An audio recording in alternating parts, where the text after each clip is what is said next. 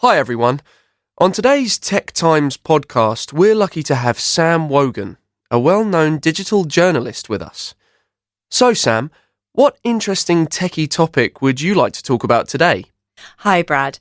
Today, I'd like to talk about some of the reasons why we shouldn't automatically believe everything we read online and how false information spreads so easily with the help of technology. One of the reasons for this is a phenomenon known as circular reporting. Circular reporting? What's that? Well, it's basically reports which are based on other reports rather than on the primary evidence or source.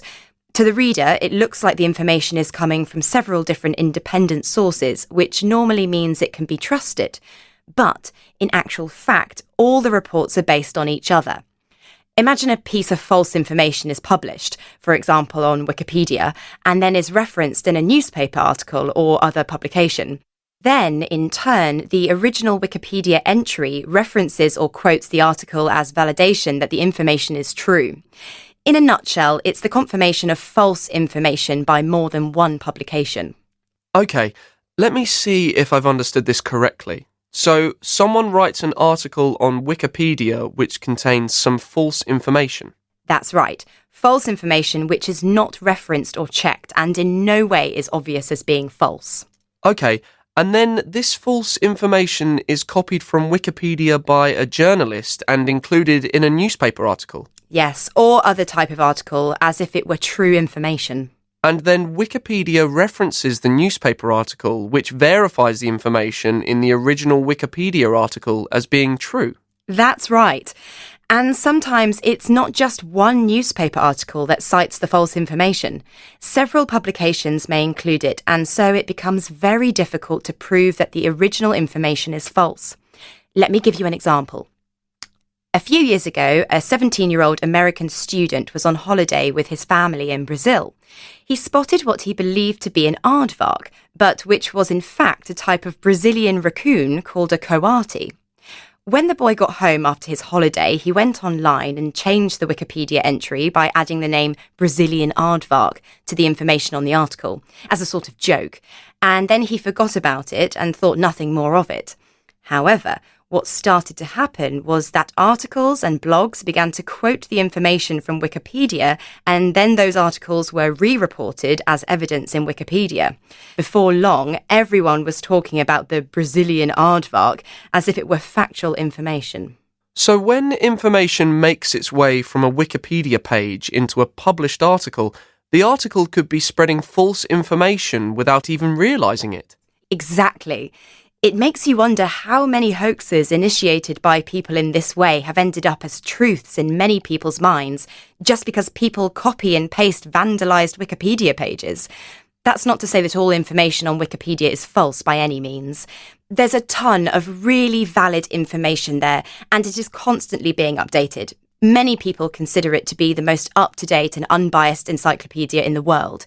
However, it is the open structure of Wikipedia compared to a traditional encyclopedia, which makes it a target to be tampered with.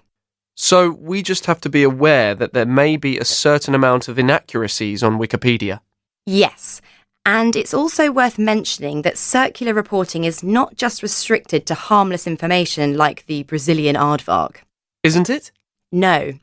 For example, some time ago, claims that certain vaccines could cause autism in children were published in a prestigious medical publication by a British surgeon.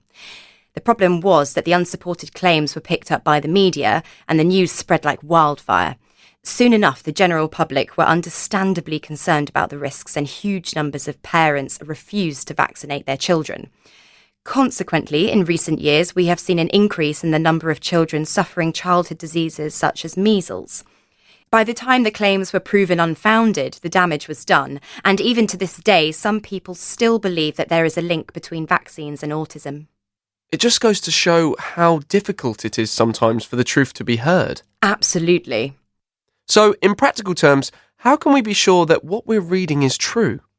Well, we can take certain steps, such as checking the original source of the information and, if at all possible, checking that the original source is reliable and not just taken from either Wikipedia, Facebook or the media. Right, so we need to be a little more critical and not just believe everything we read online. That's right. Although it's difficult because we want information quickly and immediately, so it's not always viable to spend time checking the sources of information, even though we should. And we should certainly try and reflect on the information and decide ourselves if we think it's true or not. If you feel unsure about the validity of certain information, then there's no harm in looking into it further to check how true it actually is. That's very true. We often take things at face value and don't really take the time to think critically about them. This recording was created by the British Council. To find more English language learning material for teenagers, please visit www.britishcouncil.org/learn English teens.